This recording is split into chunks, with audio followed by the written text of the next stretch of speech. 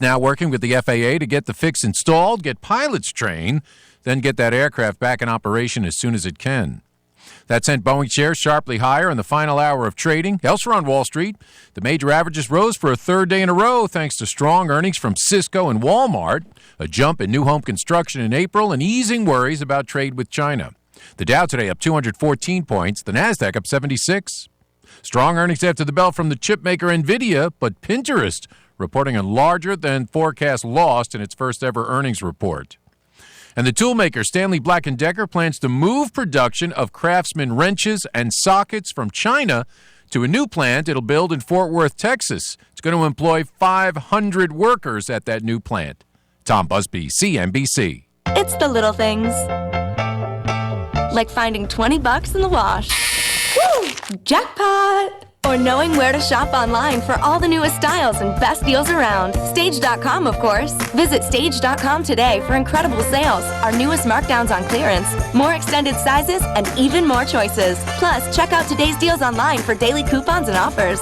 Fresh styles, big savings, and fun perks every day. Stage.com. Little things mean everything. Offer exclusions apply. The Home Depot has easy-to-follow instructions for assembling your new grill. Step 1. Let us assemble it and deliver it for free. Right now, buy any grill over $399 and assembly and delivery are free. So you can spend your time enjoying your new grill instead of assembling it or even getting it home. Today is the day for doing, with free assembly and delivery on all grills over $399. Memorial Day savings at the Home Depot. More saving, more doing. Valid through July 5th in store only. California headline news. The San Mateo County Sheriff's Office today announced the arrest of 74-year-old John Gatrew of Hayward in connection with the 1974 strangulation murder of Janet Taylor. Janet's future was bright. It would have been wonderful to see what she would have done. We can't ever know all that we missed. Gatrew is also a suspect in another cold case murder from 1973. A 33-year-old woman has been arrested for trying to kidnap 2 young children in 2 days. She's accused of grabbing a 4-year-old boy at a McDonald's Tuesday in downtown L.A., but when a witness stopped her, she ran off. On Wednesday, she's believed to have grabbed another 4-year-old boy's hand while on the street, but a witness stopped her again. And finally, BART's already delayed Fleet of the Future is further delayed. The full rollout of the 775 train cars is not expected until the spring of 2023. The extra delay is due to issues discovered on the train cars. Steve Clausen, California News. Here's Howie Long for Skechers Wide Fit Footwear. I'm 6'5", and I can tell you there are certain challenges in life that only big guys understand. Regular clothes don't fit. Heck, regular cars don't fit. But when it comes to shoes, Skechers gets it. That's why I wear Skechers Wide Fit. They've got extra room throughout, giving you room to breathe. And they've got Skechers exclusive air-cooled memory foam for comfort that lasts all day long. Find Skechers Wide Fit at a Skechers store near you or wherever stylish shoes are sold. Skechers, comfort included. You can't feel the thrill of doing something by watching someone else do it. You gotta get out there and do it for yourself. That's why Firestone is offering up its industry-leading 90-day buy and try guarantee. Try our durable, dependable tires out for 90 days, and if you're not satisfied, we'll refund or replace them for you. So what do you have to lose? Absolutely nothing. Whatever you drive, drive a Firestone. Conditions apply. See FirestoneTire.com for details. Hey guys, this is Andrew Caravella. Just wanted to let you know that KCAA has a new listener line for all of you that have a phone. Now you can listen to KCAA in the grocery store, in the doctor's office, or when you want to pretend you're on the phone with someone just so that creeper will leave you alone. Call 720-835-3099 today and listen to your favorite KCAA radio shows. That number again, 720-835-3099. KCAA Radio, the station that leaves no caller or listener behind. Ontario Host Lions Club is hoping you'll come out to their 10th annual We Serve Golf Tournament. Check-in is 11 a.m. on Thursday, June 20th at Sierra Laverne Country Club. Ontario Lions supports 7 local charities and 8 area projects. Dean Munoz is the golf tournament chair. Give him a call at 909-481-1180. That's 909-481-1180. Come on out and golf at Sierra Laverne Country Club on June 20th to support the Ontario Host Lions. 909-481-1180. This is KCAA.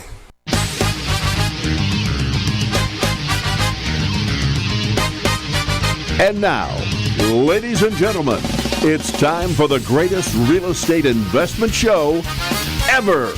Here's the flip-flop investor himself, Todd Bayer. Well, hey everyone, how we doing out there today? This is the Flip-Flop Investor Show, and I am your host, Todd Bayer, the Flip-Flop Investor himself. Every week we like to get together and talk about real estate investing here in the Inland Empire. And every week I like to get together with a local expert or a local investor who could talk to us about what they do in their real estate careers. And today we have a fellow lender on the show, Travis Mullen. How you doing today, Travis? Good. How you doing, Todd? Doing pretty good, man. Now you're with Orchard Funding, right? Yes, sir. Where's Orchard Funding based out of? We have an office in Mar Vista, which is right by Venice and Culver, and we have one in Scottsdale and one in Denver. No kidding. You guys are like multi-state. Mm-hmm. Nice. So what do you guys specialize in? We're pretty much primarily set up for fix and flip. Fix and flip. So all those investors out there that want to buy these houses that are just pieces of junk, right? And then put some money into them, fix them up, and then resell them to a retail buyer. Exactly. And so how long you guys been in the business? We have a partner company that's based out of Denver called Merchants Mortgage. They've been doing it for about 40 years. Wow. Pretty much all hard money and fix and flip. And then we've been doing it. Orchard was formed in about 2012-ish, like 6-7 years ago.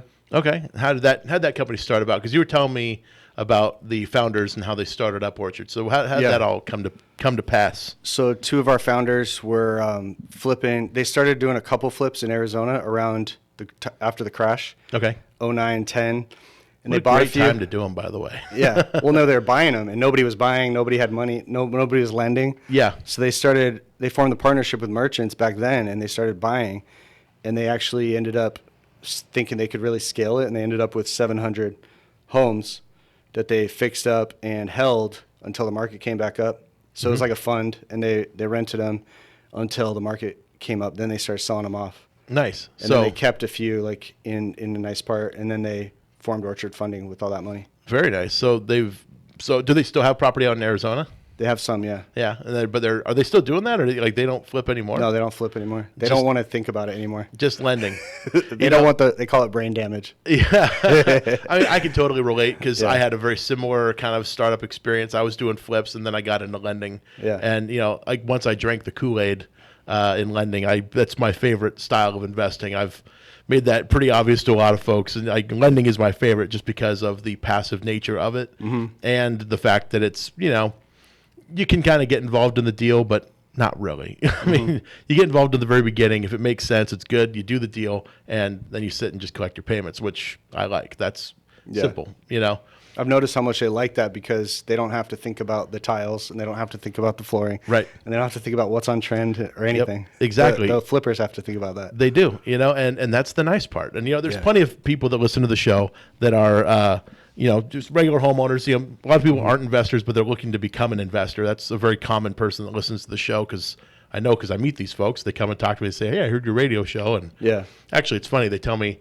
I heard some guy on the radio, and he said to come to this meeting. And I'm like, yeah, that was me. Yeah, that was me. Yeah, it's funny because it's happened to me like 10 times now. You're just some guy. Just some guy at the meeting, just some nice guy that's showing him around. And then all of a sudden I'm like, yeah, that was me on the radio that told you to come down. So, but anyway, these people come and they have their mortgage. And, it's like if you lose your job, or some kind of horrible thing happens and, you can't make your mortgage payment that month, the lender's not going to just be like, it's okay, just pay me next month. The lender's still going to send you the bill, and if you don't pay them their rent, they're going to foreclose. That's just the way that lenders get their their capital returned back to them. But it's nice being the lender because I don't have to worry about any of those things that are happening. If the roof caves in, I don't have to worry about that. It's not my problem. It's the owner's problem. Yeah. So I don't know. It's that for me is kind of what got me into like lending and then kept me in lending. Yeah. Was because I've had to deal with so many of these different flip type problems that the partners that started Orchard Funding I'm sure had to deal with too. Where it's every little thing. It's insane how many things can happen. Oh man, like there's this stage that a rehab flip can get into at the very end. I call it the doorbell stage because it's always, I don't know what it was when I was doing my first set of flips. I would always come to the house when they say it's done and the doorbell didn't work. I don't know why it was. Oh, weird. Yeah, it was like the doorbell. I'm like, come on, guys, can I get a working doorbell in here? Like, why are there 2 wires sticking out of this thing? You know, like there's supposed to be a doorbell there. You know, like why are we at the? It was always like that last 5% that needs to get done, and I call it the doorbell stage because it was always the doorbell. Yeah, and the real estate sign up stage is like when people come in and rob the appliances.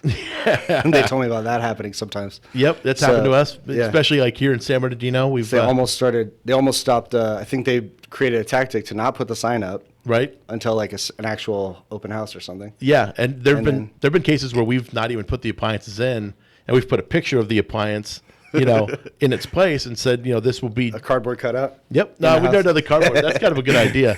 But so we've done that, like where there's pictures, but sometimes you don't know, and you know, sometimes the appliances stay put and nothing ever happens. But sometimes, you know, you have a realtor walk through and they call you and they say, "Hey, it looks like somebody might have stolen the stove, you know, the microwave." You're like, "Oh, okay, yeah, that's always annoying." Yeah, especially when you're putting in nice stuff for like a nice area or something. Yeah, stainless steel, everything. It's tough.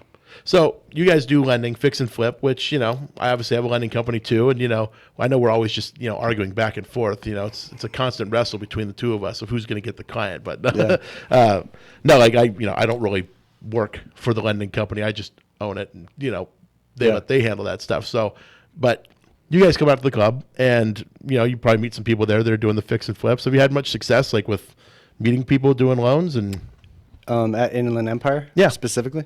Yeah, I've had a couple. I'd say maybe 2 to 5 clients that I've talked to, and then 2 of them have actually closed deals. Awesome. Yeah, that's probably more than I've done. That's cool.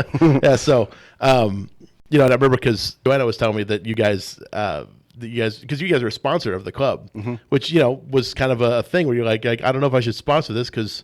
You know, the rehab loan group. Because the rehab loan group is also, you know, a sponsor of the club. And it's like, but I try to do my absolute best to like not even mention it. You know, that's my goal. Because the thing about the club is I want everybody that comes to the club to have access to all the tools that are available out there. And if rehab loan group fits your bill, cool. If not, Orchard Funding is also there. Like, you know, you got Travis right over here. He handles their own program because you guys have your own stuff going on too. You got your own products, and you know they're probably better than ours in some cases. You know, and certain borrowers sometimes we might be like, no, we can't do that, but maybe you guys can. So you know, we tend to. I like to think that we kind of work behind the scenes together. You know, that's good. Yeah. That's kind of the way I like to look at it. So I don't know. We appreciate your sponsorship of the club because you know it helps us cover the opening networking session. You know, for the happy hour thing that we do before the meeting. It's a good club. You have a lot of people. I've been to a lot of meetups. Yeah. Well, you're going to one tonight. It's a good one. You're going to my second favorite one tonight. Yeah. Phoebe, Pasadena. Yeah. Inland Empire, though, almost has like the biggest crowd I've seen. Yeah. And I've gone to like almost all of them. It's insane. Like I mean, you know, because we don't sell anything. You know that. Like we don't sell any kind of products or books or anything like that at the meeting. So people, they come and I don't know what their expectation is because a lot of folks that come are new. About 40% of the people that show up at every meeting is going to be like a first timer. They've never been before. So they come and they're like, you know, I think they're expecting somebody to make a presentation on stage that says, you know, buy into this program and, you know, we'll bring deals to your, you know, your computer and you can just buy them online. I don't know what they're expecting, but you know, it seems like that's what they're, and like, then when we don't do that, when we're just like, hey, we're just a bunch of investors getting together and we just network, you know, it seems like that keeps bringing them back. I could be wrong. I don't know. I'm not an expert in this. No, those are definitely the better meetups is when you're not being sold hard on something, some guru package. Yeah. Which those are kind of hard to hear because they'll push them really hard sometimes. Yes, they do. Like, have you been? I've been to some of those. Yeah. Yeah. Some of the big, have you ever signed up for one of those things? No. No? No, I'm not. I'm skeptical. Yeah. I mean, but to their credit, like all the ones I was skeptical of, I've heard people say great things. Yeah. So it was my own skepticism. Yeah, there's one that I've brought up on the air a few times before, which is one called Fortune Builders. Yeah. Started by a guy named Than Merrill, which a lot of people have probably heard of just from, he had a show on HGTV or something like that. He's blowing up. Yeah. My uncle in Iowa said, have you heard about this guy? And then I just got a new borrower in LA, did an amazing flip, and she was trained by Fortune Builders. So, you know, I've had other ones where they went through some guru training and then they end up not knowing how to value a property and their deal kind of falls apart. Yeah. Like I've seen both sides. So it happens. I think it's probably what people put in in people's capacity as well. True. And, I think a lot of people sign up for stuff like that because they're expecting like a one size fits all kind of like turnkey idea. Turnkey, like do this and you're off to the races. But when it comes to finding deals, there's no Amazon.com for deals. Yeah. You can't just log onto a computer and have a deal right in your face and you're the only person looking at it. Yeah. That doesn't happen. Like you have to work it. You have to work know it. Yeah, you got to work it. You got to know people. You have to be good at explaining what's going on. Like not every person actually is going to benefit from an all cash offer. Some people just want to sell their home the regular way. They're not in a hurry. Like there's no need for them to take a discount on the sale. They're not in any kind of rush. There's no problem with the home, and sometimes you meet these investors that are just bullheaded, and they go straight into a seller and they're just like, I can offer you $60,000 for the house, and like the person's like, I have it listed for 190. Like I'm not taking a $60,000 offer, Yeah. And I've dealt with these people, they've called me when I've had houses for sale. And I'm like, have you looked at the house? Have you even seen it? It's renovated already, right? It's like the same people if you're selling a car on Craigslist, and they offer you 500 and it's worth like 3,000, right, or 10,000 or whatever. They offer you like a quarter of that. Yeah, and you're like, why would I sell it to you for that? I have no need to sell it right now. But these people get stuff too. It's amazing. Yeah. Like, they're playing a numbers game. If they ask 20 people and one person says yes, then they just got a major discount. Yeah, and everyone says that about houses, but sellers are not. They're not all, I mean, there may be some that don't really know. They're ignorant to what their house is worth, but they're not all of them are in a hurry, like you said. And some of them actually know what their house is worth. Right. And maybe they don't want a realtor, but they still have an idea. Sure. So they feel offended when you offer them something so bad. Yeah. Well, but to be sensitive. Sometimes they're ignorant in the wrong direction in the sense that they have an idea of what their house is worth because Zillow told them, in my house positive direction. Right. My house is worth $500,000. But no, yours is probably more like 330, and they're like, no, but Zillow says it's worth 500. You're like, yeah, but Zillow's not, like appraising is not a science. Valuation is not a science. There's an art to it. And your home, is missing a roof. Like that's, that means you've dropped. I think some of those valuations are probably just based on square footage in that area. For the most part, and like if you like, okay, if Zillow were to value like a neighborhood that was built in 2019 and every single home was 4 bedrooms and 2 baths and 2,200 square feet, if that was every home in this neighborhood and they all look identical and nothing about them is like there's no pools, no nothing, then every house would be worth exactly the same because the entire house, the whole entire neighborhood is exactly the same, brand new, nothing's out of the ordinary. But as soon as you get in these neighborhoods where they're built in like the 50s, and like some homes are 2 bedrooms and 1 bath, and then some of them are like people have added on over the years. Now there's like a bunch of 4-bedroom homes in this. Like values they get, you could like houses right next door to each other could be $100,000 off. Yeah, because of the amenities and things like that. And then I've seen where an addition wasn't done very well, but the square footage says it should be worth this. Right. But you go in the house and you're like, this is not nice. Like the square footage shouldn't count. Like, am I supposed to be stepping down into this area? Yeah. Was this permitted? I don't know. No, it's showing up online somehow. It was funny. I saw this video on YouTube. It was an April Fool's joke this contractor out in Texas did, and he was like showing you how to pour concrete. Like he was like, this is the $1 a square foot method for pouring concrete. And he's like going through all these methods. Like he's like, you don't need all this stuff. You can just pour it right on top of the grass. That's all the fiber that you need. Like it's gonna hold the concrete together. Like he was doing this whole thing, and I'm like, what is this guy talking about? Like is this guy smoking crack or something? And then. After at the very end of it, he got me. He's like now you want to like write your name in the concrete. He's like put your name down here, the date that you did it, and he's like starting to write in the big old bold print April Fools in the concrete. I'm like, oh man, he got me. But it just made me think like there are people that do this because he's pulling this information from examples he's seen actually out in the field, where you're like, what did they do? Did they just pour the concrete right on top of the dirt that was here? And so I think that's how my back patio is done. At your home? It's all cracked. No kidding. Yeah, we actually just looked at a house just recently on Rancho Cucamonga where the entire back half of the house was done as an addition illegally, and like part of this like foundation has now gone into like kind of a sinkhole almost. Oh man. And like it's not fun. We're like, okay, so they obviously didn't do any soils or compaction, like none of the stuff you're supposed to do to prep the area. So it's an expensive fix because this is a concrete slab, and so, it's always fun when you deal with these problems. But this is the stuff that we get to deal with as investors. That's a problem that these people are having. It's like they have no money to be able to fix this thing. So we come in and, we can fix it and make it a good house now for somebody to come in, and now a bank will finance it, and, they can have a regular home. It's kind of the nice thing. That's the niche that hard money fills, And they can repair, like a good flipper can fix all that if they want to take it on. Yeah. Like a bad foundation, or, some people have really poor foundations. It's crazy. Oh, man. It's a lot of work. It's a lot of work. And, but it turns that house from a, piece of junk into something really good. Exactly. Once it's done right. Right. And that's, a lot of people don't understand that, if you have a house that's like completely messed up like that, with a foundation issue like that, you can't get a mortgage on it. It's unlendable because no bank is going to lend on a home that's in that condition. So, that's where hard money lenders come in, like Orchard Funding, because you guys will do the loan on a property like that, knowing that that's going to get fixed in the process. So you're going to hold back a fund control, right?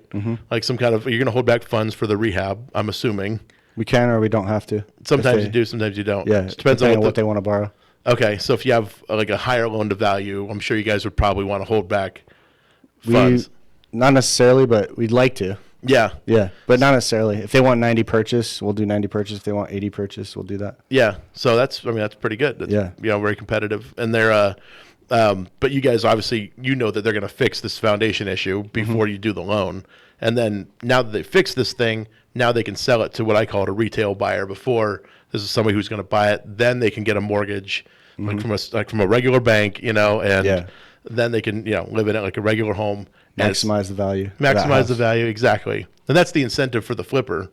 They're trading this problem, this foundation that's fallen into a sinkhole. They're trading that problem for some of the equity, and then they make a little bit of money because they're doing a service for the community. And it's, have you dealt much with like code enforcement or like city planning and safety, any of those departments? I haven't known myself, but I hear what's going on with borrowers sometimes, like what they're dealing with. Yeah. Like 3 months takes the city to do something or approve something. Yeah. Or a house is not up to code and we have to consider, issues with closing, whether or not, code violations. If these are going to be, we have to see how they're going to be fixed. Exactly. In order to know that it's going to be taken care of. Yeah. Stuff like that. That's one of those funny things that these cities do is they have like in a home like that has like this foundation sinking into a sinkhole, and like obviously the roof is collapsed too because with the foundation goes the rest of the structure, right? So we go to these when we're going to buy these properties, oftentimes code enforcement has already issued a citation against the home, for the unpermitted addition, and in addition all the other stuff that's wrong with it, and they have this lien on title. So when you go to close and purchase this property, there's this lien there, and the only way to get rid of it is to fix it. But you need the money to fix it. Yeah, you need the money, and the new buyer has to fix it. So we have to close, and we have to get a title company to bond around this lien that's on title and leave it. We have to leave the lien on title, in order to finish this property and do all the work that the city's requiring. Yeah. And it's funny, like when you talk to the cities, you're like, can you just transfer the lien to us? Like, do we have to leave it in place? Like, I'd rather it get reissued, because it holds up deals. It actually causes more problems, and I don't understand it. Then they make it so hard for you to like fix these problems. Like, I'm trying to do your guys' community a bit of good here. Yeah. Fix up this house so it's a nice, thing. You'll have one, solidified house here in this block. Yeah. One more than you used to. Exactly. If you let us fix this. Right. And I don't know why there's so much backlash. It's probably because there's a lot of investors that don't do it the right way. Yeah, that's probably it. And when they don't do it the right way, it gives the rest of us good investors a bad name, and so we have to fight this uphill battle sometimes to like fix the properties and make the communities nicer, which is really odd to me. But, I'm just asking because I know as a lender, it's come up with us numerous times, where we're going to close and escrow's like, hey, no, there's this lien. What are we going to do here? And title's saying, in order to close, we have to bond around it. Yeah. Meaning that if any kind of title issue arises, that issue right there gets to stay on title. So, if there's some big city lawsuit that you didn't know about related to that could become your responsibility down the road. So, a lot of fun. A lot of fun that is. That's fun stuff. Yeah. So, when you do loans, are you pretty much like around LA area mostly, or do you do a lot of stuff like all over? Pretty all over. Myself, I'm hitting a lot of LA, Inland Empire, not much Orange County, but a little bit. I have one guy in Orange County who does a lot. And then I'm up in the Bay Area a little bit. I got somebody in done a lot in Sacramento, a guy who does a lot in the East Bay, like some of those towns, Martinez, Livermore, San Lorenzo. Yeah. And then I have 2 in that area. The affordable areas of the Bay Area. Yeah. Yeah, and then I'd like to reach out more to San Diego and Orange County more too. Yeah. But yeah, I love that we can do all over. And then I got one in Big Bear, which is cool. Okay. Yeah. Sometimes my guys are a little conservative when it's more out of the norm, out of the normal neighborhoods. But it was a neighborhood in Big Bear, so it was a real community, not an outlier. Right. Yeah. There's a lot of like cabins that are off in the middle of nowhere out in that area. So they don't like outliers. They like it to be at least in a neighborhood. Sure. Where people are living. Right. I've had some funny deals brought my way. Oh yeah? Yeah. Like what have you had? Like you see something out in the middle of the desert that there's nothing there. What do you mean by desert? Are you talking like Palm Springs? Or are you talking like? I mean, this could be like way west Phoenix, like beyond all civilization. Okay, yeah. Or this could be out, away from Palm Springs, but near there, but way out. Yeah. Or it could be Joshua Tree. It's on 100 acres. Yeah, and it'll be like, well, I bought the land outright. And I'm like, okay, how much was the land? Yeah. 12,000. And I'm like, okay, wait, what land is this? Yeah. That's what happens on the call. I'm like, wait, where is this located? It's completely flat. Don't worry. It's all usable. It's all ready to build. Yeah. Is there any utilities there yet? No, but they're coming. Yeah, they're coming. Next stuff like that. 20 years. It's just far. It's far out. But yeah, that's the funny stuff. And then they'll tell me they're gonna put on like some mobile homes or something. I'm like, okay, we don't do that. But there are lenders that probably would. Yeah, there are, and especially land lenders that would do that and stuff like that. But my guys are more interested in like solid house. But it could be like a modular or like a manufactured house, like a prefabbed. Right, but on land, not like mobile home or anything. Yeah, because mobile homes are personal property. Yeah, whereas if you're gonna actually go through the process of getting a permanent foundation for a mobile home, it's called a 433. If you do that, then you can actually treat it like real estate. It's all a unit. Yeah, owned. it's all on the same piece of dirt. There's no land lease, because we've done a few of these out here because they're, Inland Empire, like especially if you go to like areas around Paris and stuff. There's a lot of homes that are, it's a mobile home, it's a manufactured home, but it's on a permanent foundation, so it's not going anywhere. And you just. The funny thing is they're a little different, like the homes aren't built like a regular stick-built house. So we've learned a lot about these things in doing them.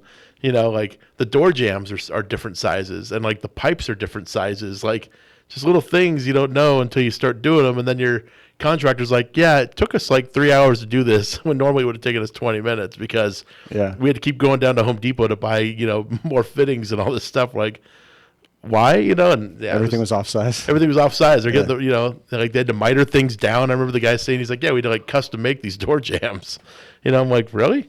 So otherwise you can order them a lot of times from the manufacturers, but you don't want to sit there and wait for all these door jambs to get delivered from, the manufacturer. So yeah, they just made them. And I'm like, okay, well, how much is that going to cost? So that'd be, we've seen some weird ones, where it's like a 20 unit, what used to be like a hotel or something else, like in Palm Springs or up in like some nice area on the beach, but it's just out of our wheelhouse. Yeah. It's just not a house. What do they want to do? They want to convert it from like a hotel to condos or something? Yeah, there'll be things like that a lot of times. Huh. Yeah, so there's definitely a lot of strategies out there. Yeah, there's are so many. There's a ton. Yeah. But our guys are concerned with houses primarily. Yeah. And some commercial, but mostly just single family. It's the biggest buyer pool. You know, that's the thing. And you eliminate a lot of the risk of like not having buyers for things. Yeah, because like, if you're gonna do a home on 100-acre piece of land out in the middle of eastern Phoenix, who's buying that thing? Very, very small a number. Yeah, like some guy who's be that like, far out. He's like, I'm a sand farmer. Like I need as much sand as I farm. A cactus farm. There you go. Actually, I met a guy not that long ago who owns a big succulent farm. Oh, yeah, like that's hot right now though. It is. It's hot, which is kind of funny. Needs to get it in all the stagers in LA. Yep, I know. Stagers in LA will buy that. Yeah, they will because Steve went to it was like this multi-million-dollar home up in the Bird Streets in Hollywood, and he just went to go look at this open house, nice place, and he was laughing because like we had just met that succulent guy like 2 days before that. He's walking around this house and like everywhere there's all these young succulents like all around this house and on the property. He's like, I wonder if like so and so sold him all these or not. You know, like he's like, there are so many succulents on this property. It's insane. Yeah. But yeah, it's weird. Succulents. I never thought about it, but it's apparently became a thing. It became a thing. My wife's into it. Really? Yeah. Like the little ones in the little pots and Yeah, we stuff? got it all lining up their front. Nice. Hey, I don't A little bit have up any on a succulents. wall. Yeah. See, Succulent walls are a thing. Oh, okay. I've seen those before. Yeah, like they have it's like little pods and stuff like that. Yeah. That's crazy. But it's a thing. Yeah. So, okay, so you guys do these typical like fix and flip loans. Like, what's your typical type of deal look like? The price points really vary a lot. Like I could have a deal that's 200 price point, and then I could have a deal that's like 1.2, which is fun because it's the same amount of work. Yeah, but they're me. like obviously just different areas, right? Yeah. It's the dirt that they're sitting on that's worth something. Yeah, and the size of the rehab. But pretty typical in LA is like a buy around 400 or 500, maybe 6 or 7, and then they're putting usually 150 on the higher end to 180, and then they're gonna sell at like 1.1, 1.2, 1.3. Wow. For those LA kind of center areas. Yeah. And then out Riverside, you know, you got like in your areas, you're probably buying like 1 to 200, maybe 300, and then putting 60 in, and then getting another 100 above that retail. Yeah, ARV. Yeah, it's pretty typical. And then up in the East Bay, it's like he's finding some stuff. He's getting in like 400. Okay, wow. And then selling for like 900. Wow. After putting maybe 80 into it. And that's the affordable part of the Bay Area. Yeah. But it's a big spread up there, I think, because the Bay Area is pushing out. It like is. People want to buy a house and they'll commute in. Absolutely. Yeah. Yeah, I was just up there because my brother lives up in the Bay Area, so I was up there, and we went up to San Francisco one day because, you had mentioned you're kind of a foodie. I'm kind of a foodie myself, so there's a lot of like really cool food spots in San Francisco. Oh yeah. And my wife and I really wanted to go and get these specific donuts at this one place we've been to before. And do you know the name? Oh, I can't think of the name of it right now. It's not like Voodoo, right? Voodoo's in Portland. No, not Voodoo. But Voodoo has another location somewhere. I can't remember what it was. I'm totally gonna look it up as I'm talking about it. But yeah, like as we're driving in there, I'm like, look at all these like motorhomes and like all these. Jonathan's looking it up right now. He's looking it up. Yeah. There's all these. Oh yeah, you brought Jonathan. He's the newest guy at Orchard Funding, right? Yeah. Jonathan's new hire. 1 week in. 1 week. All Oh he man. trained. He's not quite sullied yet, huh? He's just he's new. He's green and fresh faced. He's sharp for it though. Yeah. Yeah. No gray hairs yet. He corrects me already. Yeah, it's an industry that'll change you a little bit. You guys actually, when we were driving over here, we were all kind of talking about this a little bit, which you're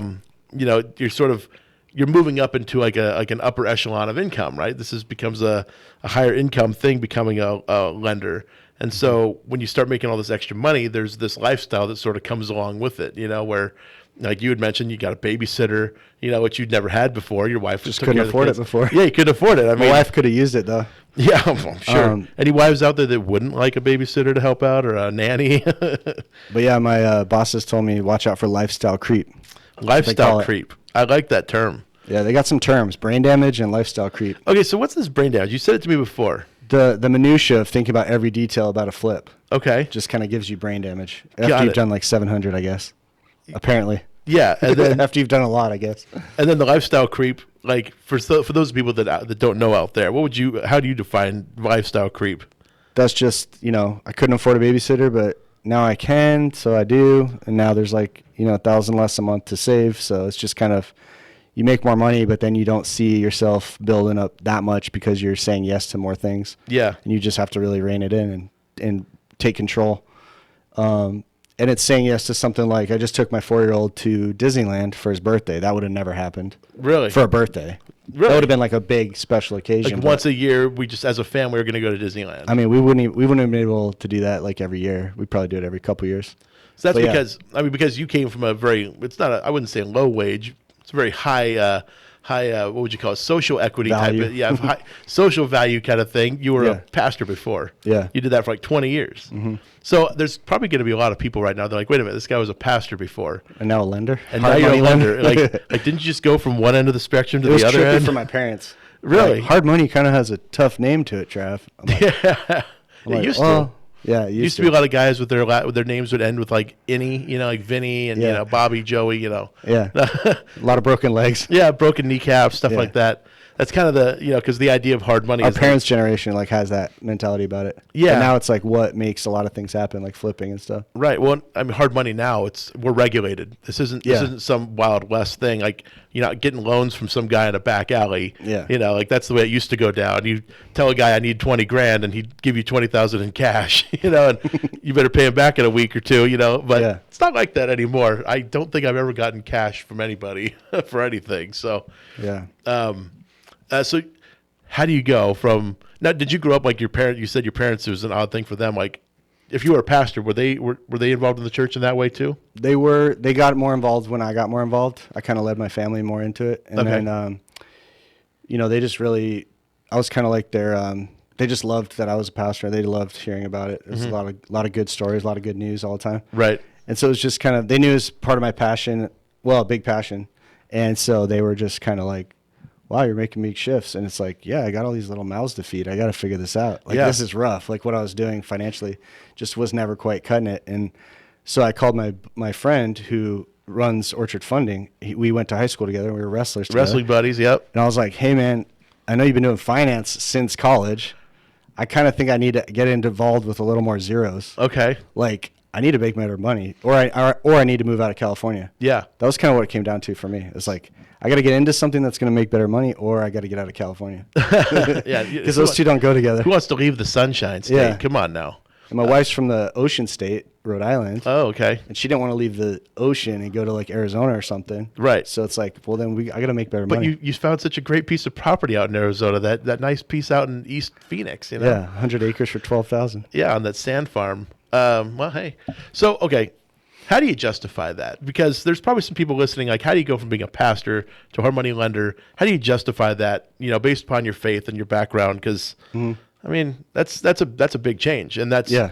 You go from where, I mean, really, I would like to think of a pastor as somebody who's not, in it for the money and that sort of thing. Like, that's not what I think of when I think of a pastor. I'm sure most people feel that way. I know you probably totally get that mentality. Like, what kind of paradigm shift had to go on in your mind in order to accommodate that, where you're now like, okay, this is actually okay? Yeah. I never really had a mentality that it wasn't okay to make money, but I had a mentality like that shouldn't be my primary motivation. And it wasn't for myself, but as I started to have other mouths to feed, I started to go, I need to make better money for them. And so that actually ends up being an altruistic motive. You're doing it for others. Right. It's not for myself. I'm not trying to make myself big, but I do want to make better money. And then in ministry and we were serving urban poor in Rhode Island, and I was like hitting up some of my dad's friends for money. I was like thinking of trying to buy a house to make it into like a big ministry center to serve the needs there. And I'm like asking for money for different things, startup things we were trying to do. And I'm like, man, it'd be so nice to not have to worry about money and do what I want to do, like have the ability to do these things. So that became another motive, like I'm sick of money getting in the way. Right. Like, and just, everybody's torn because they have 100 things they could give to, and a lot of people might be hitting them up for money. Yeah. So it's like, why not be a contributor rather than taker? Yeah, on the money side of things, and not just a money stuff. contributor, but also a time and Yeah. like sort of like the community builder too. Yeah. Yeah. So because I mean that's obviously a big deal. A lot of people, there's a lot of people that tithe quite a bit. It's like how much they give to their church, for certain things, because they recognize they're a high wage earner, and they're like, I want to tithe 10, maybe 20% of my gross earnings to the church. Do you have like a set amount aside that you every single month, if you make a certain amount, you're going to put a certain amount in, or you? Yeah, I pretty much lived on the 10% thing. 10%. Yeah, and it's been crazier when you make more money. Like, wow, that's a lot of money. Yeah, and some people think it's stupid because they're like, you're making negative 10% on your money. Yeah, which is how you, as an investor, that's how you think about everything. Right. So that's trippy. It is, because I mean, it's hard for them to understand that you would give 10. it's weird for some people to think of it that way, but there's so much social, equity that you get out of it. Because I mean, people need help in this country. It's obvious, and being able to give back, and not just people in this country, but in the world, and if you're helping people out that are less fortunate, that's social equity, and you can't put a price on that. And so, maybe negative 10% on the financial side of things is what it looks like, but on the social side, it's it's worth way more than that. And that's why I think a lot of people should give. I mean, we give every single year. It's part of what we do as a company. We always make our big donations to like St. Jude's and I can't think of it right now. St. Jude's and the Make-A-Wish Foundation are the two we always give to every year, because these are things like we care about and we want to see those organizations furthered and everything. So we make our donations. I kind of want to ask you, and I don't know how you feel about it or not, and you don't have to talk to me about it if you don't want to. But how does a pastor make money? Primarily off the church, like giving. That's pretty much it. Parishioners, they tithe to the church, and then the church basically says, okay, we got X amount of dollars that came in. This is how much we pay our people. Or do you have like a salary? How does that work? Yeah, they usually have a salary. It's usually salary on the lower side. It could be big at a bigger church, and that's what a lot of people get annoyed with. Okay. But for me, I'm another click away from that, though, because like my wife and I are kind of off the grid as far as tithing to a particular church. So we're trying to actually just give the money directly to things. Okay. And be a church like more locally, like as a small community. Do you find that the church, often because they have all these other expenses that they have to pay? Yeah, it's frustrating. The amount that actually goes towards the community is such a small amount that you think. I got fed up with that myself. Myself, I don't even want to. If I could take 60 grand or give 20 grand, that would be amazing in a year. It would be an $80,000 swing for the church of doing good. Right. So for me, it's kind of like, I want to get off the grid. If people of faith, like as Christians or any faith really, would get off that grid and like actually contribute to causes rather than having to build it into the church. One of my old pastors would say, we got to give because we got to keep the lights on. Right. I'm like, wow, that's uninspiring. Yeah, it is. It's really uninspiring. I mean, you could say it better than that, Yeah. But like we need to keep the lights on so we can keep doing all this good in the community, or we need to keep their lights on, Right. Not this place we meet once a week. Sure. So it was kind of like a shift for me. Only once a week? Come on now. Away from the Sunday church thing. Like, what kind of an armchair Christian are you now? Yeah, no, that's how the buildings are used a lot of times. So they're very, very seldomly used. It's so, I guess maybe sometimes a church might need an investor sort of mind to come in and think, how can we monetize this place a little bit better to improve the impact on the community? Yeah. Because that's obviously what they do. And there are some that think like that, and they do a lot better stuff. They do great work when they think like that. There's a real big one here in the Inland Empire Harvest Church. They're really big. I know they have a very strong investor mindset. I know some people that are members of that church, and same with like the Latter-day Saints people out here. They're very investor minded. So, they do try to put a lot into it. But there's, I think they need these investors. They need people with that sort of a mind because, like how do we get more income in? Obviously, is one way to think of it, and then how do we get more money out to where we can do the most good, have the most impact? That's a big deal. Yeah, for me, it was a real eye opener when I was a part of multiple churches where they said, we just can't get to that. I'd say there's this need that I really care about, and they'd say, we just can't get to that. We got your guys' salaries, and we got the building. Salaries and building. Right. Takes up 90%. So they try to give 10% of a church's giving. Wow. 10% of a tenth. So it's like 1% of everyone's money is going to something like other than the church itself. So that was frustrating me. And so when you get off the grid of that machine, then you can actually just give directly to something. And so like last fall, I called up an old orphanage that I had hit up when I was a pastor, and I went to Uganda and talked to two orphanages. I worked with two orphanages there. And I called her, and she said, "We're doing great. We have funding on every front except for one thing. We got this trade school. It's going well. We got the orphanages running well. Everything's running well. We got one new project that's medical clinics. We have a doctor, Dr. Phil. His name is. He will do the Dr. Phil, just a Dr. Phil. Ugandan Dr. Phil. Okay. He will do surgeries for free. Nice. But he has to rent the space for $125 per surgery. Okay. To get the anesthesiologist, nurse, and the place. Man, the cost of healthcare in Uganda is just $125 per surgery. He'll do it for free. I said, how much are we talking? Like, how many surgeries you have lined up? She's like, it's about 70 surgeries and about 30 diagnostic tests that need to get run.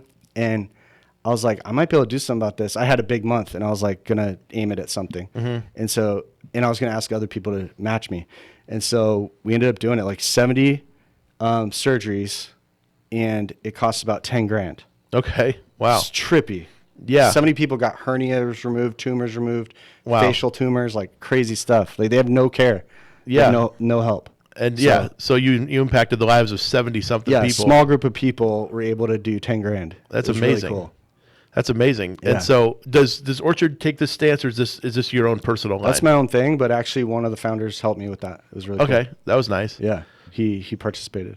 But participated individually, not as Orchard. Yeah, not as Orchard. Okay, I just want to make sure I we're can't giving. speak for Orchard I on know that. exactly. Yeah, we got to give credit to where it's due, and Yeah. I don't want to give undue credit to somebody. It's just But it's funny how things work. One of the like that. founders, that was really awesome. That's awesome. Yeah, I mean, it's important, I think, to do that kind of stuff because as a high wage earner, you sort of have this responsibility to give back to the community, and I'm sure there's plenty of high wage people out there that don't see it that way, But Yeah. whatever. I mean, we live in America. You can do It's whatever just you powerful. I mean, if you can take 10 grand and get 70 people healthcare, that's trippy to me. want. Yeah, That's crazy. and as That's one surgery in America. if that, Yeah. I don't even think you could cover one for 10 grand. That's maybe two. Like maybe two at the best. Yeah, there's probably some doctors out there that would, do things on a cash basis that might do it for that price. But Yeah. if they're billing the insurance company, that insurance company's getting billed way more than that. It's insane how much healthcare costs. But we don't need to get into that. This is a real estate investment show. Yeah. So, you're you're still involved with the church or no? Like the church that you were a pastor at? I'm a part of a church, but I'm not like in leadership or. You're not leadership at this point, so Yeah. you're just a regular guy that shows up and regular member of the community. Yeah. But you've been a part of a community as a leader in the community, and like you recognize like how different that is from being like a regular just member of the community, right? So, as a member, like what do you find that you can do to like sort of help out the leadership? In church specifically? Yeah, or I mean, it's really any community because Yeah. communities are very, similar in a lot of ways. But yeah, it's a good question. In church, it translates because in church, people think the old model of like what the Roman situation handed down was like clergy and spectators.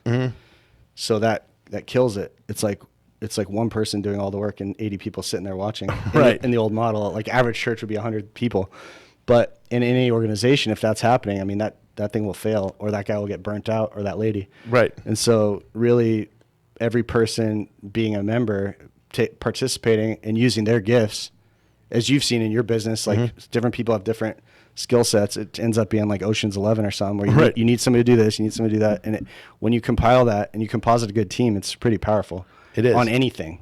Absolutely. So yeah, it's like that on the faith side with people having different gifts, and it's like that on every other side too. Yeah, and I think it's an important thing for people to really see. And like, if you're not a member of or if you've never been a part of the leadership in a community that you're a part of, like it's really important to do that, especially if you're going to be a real estate investor. Because I always liken it to people as being a conductor of a band. You're the guy with the baton at the front of the room, and you're kind of, you have like there's so many different things that happen in a real estate deal, and if any one person does it, they're going to get burnt out. Like you can do 2-3 deals, maybe 4 deals a year as a solopreneur, somebody that's doing every aspect of the job themselves. And I mean, like you're going to the job sites and like putting on your tool belt and like doing work yourself too. Like you're doing it all. It's one person could probably max out at 4 deals a year that way. And a lot of them do it that way. There are, and they do that lower volume, and maybe they're happy with it, and that's fine. Yeah, and it's it has its rewards because I've done it. I've done it before that way, and it's rewarding in one sense because in my world, like I don't get that sense of accomplishment every single day. Like a buddy of mine, he's a flooring contractor. A real good friend of mine, best friend or whatever, and he lays down flooring, and at the end of the day, he's like, I get to look at this thing that started out as this ugly pink carpet from the 70s, which is now, some beautiful tile that he put in.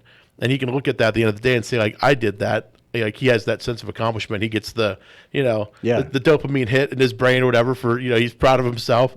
And I don't get that much. Because for me, it's like my gratification has to get delayed quite a bit. Like, let's just say I was working on a loan file and, these people really need this deal to get done and I'm excited to do it for them. But it might take a couple weeks, and I don't get the dopamine hit for putting this thing together, and not that I get a big one anyway when I close a loan, but I do. You do, yeah. No, but it's a lot better for us than it is for like a regular mortgage broker because they're dealing with like a 30-day, 60-day wait. Yeah, exactly. So for us, it's like 2 weeks. It's okay. I know. Some people, like the mortgage guys, are like, yeah, okay, with your 2 weeks. You can't wait 2 weeks. No, I can't. I'm an American. Come on, I have an attention span of like 12 seconds. So it's definitely more geared for us because little ADD here. Exactly. So. What were we talking about? I need that dopamine hit like within 2 weeks or it's not good. Exactly. Yeah. Otherwise, like the deal's just going along and you forget all about it. It's like it's just never going to close. This one's not happening. Even though it's like in escrow, ready to close, you're like it's not going to happen. Yeah. Loan docs are ordered. I don't think it's going to close. Yeah. But so in the church though, that's kind of the path I was going down was sort of the community aspect of a real estate deal. Like the real estate world is a community of its own, and especially when you talk about like the Inland Empire Real Estate Investment Club, like our group, it's a big community of people, and it's it's so much more than just like so many people come, I think, with this idea they're going to get like education or they're going to I don't know what they're planning to get when they come every single time, but I think what you really need to get out of it is the community aspect of it. Because even though the people we're dealing with might all be competitors in one way with each other, we're also supportive of one another. So like, even though I've bid on the same property as members of the club numerous times, and I've lost those bids and I've won those bids in some cases, but I don't hold it against the person that's also doing it. If anything, I'm like, hey, if Jim's willing to pay $140 for that place, he can go right ahead and pay $140. Like, I'm not going to pay that. I know my price is at $128 or whatever. If he wants to pay $12,000 too much for that house, he can go right ahead and do it. And sometimes I'll even talk to the people at the club, like, so why'd you pay $140 for that place, or why'd you offer that much? Like, what do you think it's going to be worth at the end? And I've talked to a couple people out of deals because I'm like, did you see the, whatever? Did you see that structure in the back? They're like, oh, actually, we didn't walk it yet. And I'm like, oh.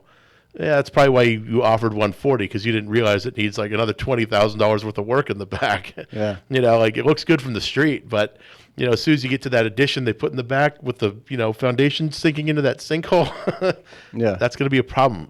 So it's sometimes it's good just to have another set of eyes, and that's what a hard money lender is too. Yeah, like I've had some borrowers say that they appreciate our eyes on it.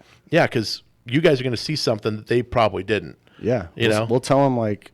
We'll only lend X on this. Yep. And that kills it for them, and it's because the value that they saw wasn't what we saw. Oh man, that saves them.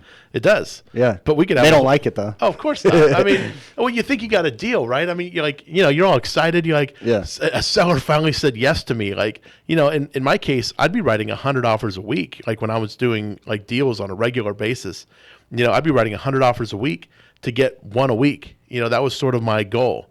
And so, when a seller finally says yes, you're like, you get kind of excited. You're like, oh, I got a deal. But, maybe you didn't look at the numbers right in that deal. And certainly in the beginning for myself, it was like I wasn't the best at valuation. So, I might be a little off on my ARV. I think this place is going to sell for, $300,000, but in reality, it was more like $275. And so I made the deal. It worked at $300, but it wasn't ever going to sell for $300. So.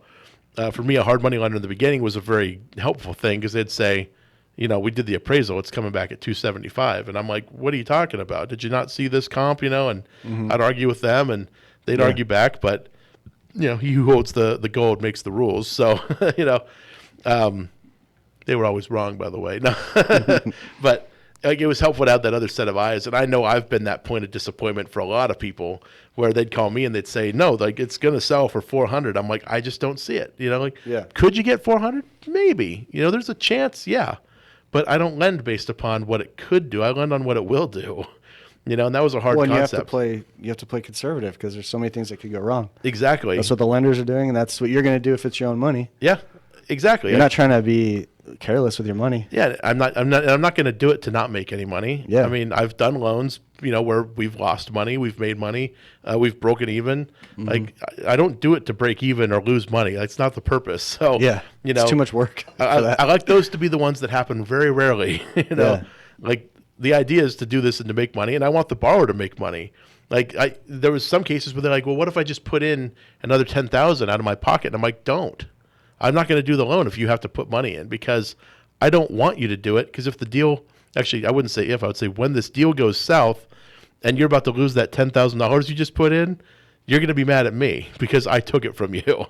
You know, and that's the way I looked at it, is that if you're actually going to put more money in so that you can close it just for the sake of closing it, you know, you're going to get mad at me later on when I have to foreclose. Yeah. So, you know, a hard money lender I felt has always been a good idea to have around, because they'll look at the deal and talk you out of it. Mm-hmm. You know, help you divorce yourself from a bad deal, because people would get married to them.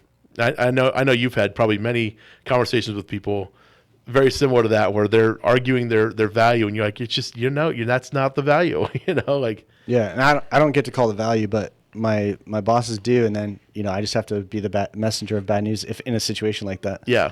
And they can argue, but, you know, my principals, they're personally invested in the company. They're not, it's their money. They care. Right. They're not, this isn't some like huge Fortune 500 thing. Exactly. This is like real private money. Yeah. And if a deal goes bad, it's their money they're losing, and they're going to look right to you. That trust them. Exactly. So Yeah. it's about stewardship. It's really cool. It's a cool thing. I think it's about wisdom, and it's about making good decisions. Mm-hmm.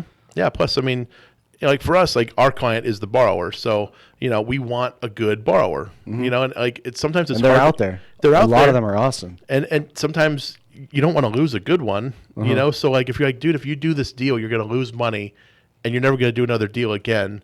You know, we're not going to lend to you probably, because, you know, my guys are going to say, no, he did that terrible deal. We lost all this money. They're not going to want to lend you anymore. So, you know, don't do it. It would be better for you just to not do it. Walk away. It's a bad deal, you know. And a lot of people, like, it's like they get so excited. They finally got one, and it's not a deal, and it's hard. It's, you know. It's hard because usually the ones with less experience, yeah, and then they're more heartbroken. Right. Like I had one of my first was in, they came out of one of the guru classes, and they found a deal, and it fell apart, and they were so heartbroken. I don't think they even did another deal. That's the worst. So yeah, they just thought they had it, and they, you know, we required that they put more money down after we had a valuation on it with the appraisal. Yeah, it wasn't our fault. Like it was a third party appraisal, and they didn't like to hear that, and I think it took all the wind out of their sails. They thought they knew how to identify a property. That's tough. I mean, but you got to persevere in this business to do it. It's true. There's going to be mistakes. There's going to be, you know, everybody. I mean, I've heard it from my founders. They're like, if any flipper tells me he's never lost money, I'm not going to trust that guy. Oh yeah, no, man.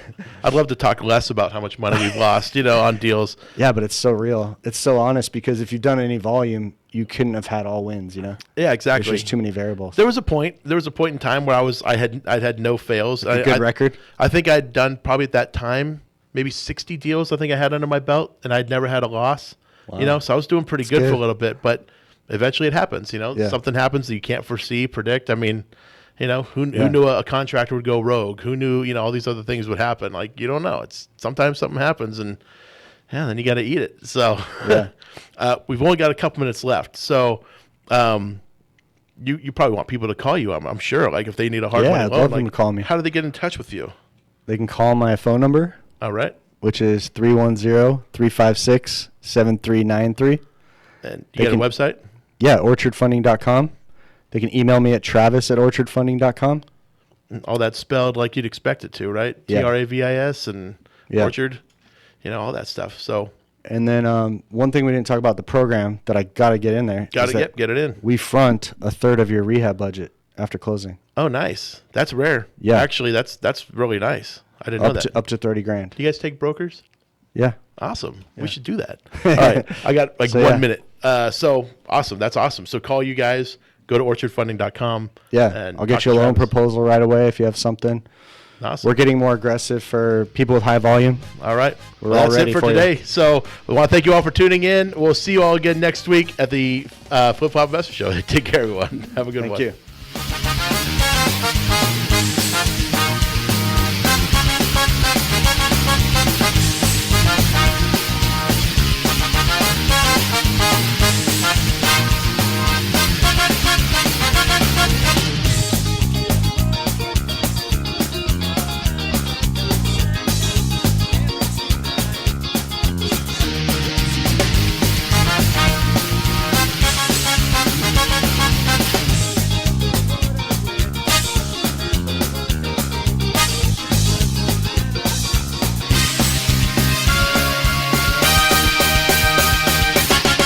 KCAA Loma Linda, 1050 AM, 106.5 FM, and now 102.3